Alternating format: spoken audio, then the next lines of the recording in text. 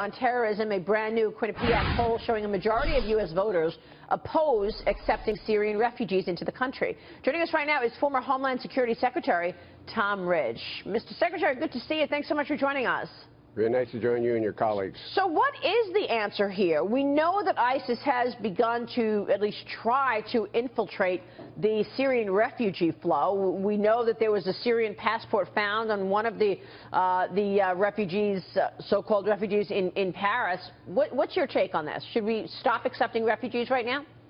Well, Maria, I think we need to borrow praise from President Obama. We need to draw a red line between denying access to all Muslims, which we should not do, unlike what Donald Trump has said, and being very careful and cautious, as many people have called, both Republicans and Democrats, from bringing in refugees, particularly from Syria and Iraq, because the information we have about these individuals, the database, the connection with their intel community is non-existent, the law enforcement community is non-existent. So I think we have to distinguish in this season of political rhetoric between allowing Muslims in from other parts of the world and proceeding very, very cautiously from certain parts of the world, and I think that's the best approach to take. Well, no, I'm just speaking specifically, though, of the refugees coming from Syria. You know, there's a real debate about these refugees, and, you know, the problem with the red line analogy is the president drew a red line and then he didn't do anything about it.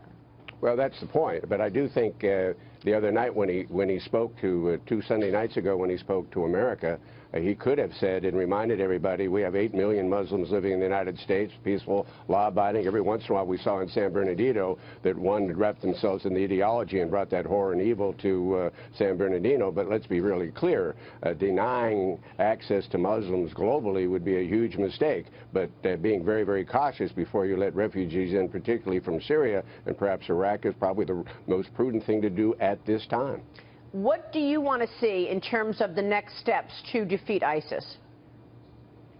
Well, for several months, I've been encouraging, not the extent that the White House or anybody else listens, but I do think it's a reflection of a global scourge of terrorism they're going to have to deal with forevermore. But I think dealing with ISIS requires a multinational effort. I realize we got special forces going to Ramadi. That's good. But listen, ISIS, after the past 3 or 4 years, they're embedded. They're dug in deep.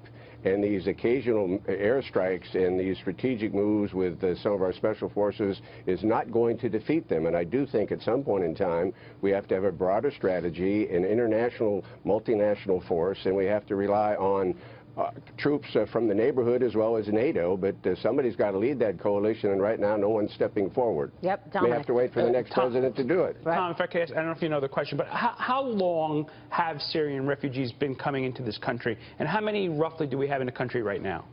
I can't give you a good answer to that because I don't know. I'm not even going to speculate. You know what? I do think over the past couple of months we've probably let in a couple dozen, but beyond that I can't really tell you.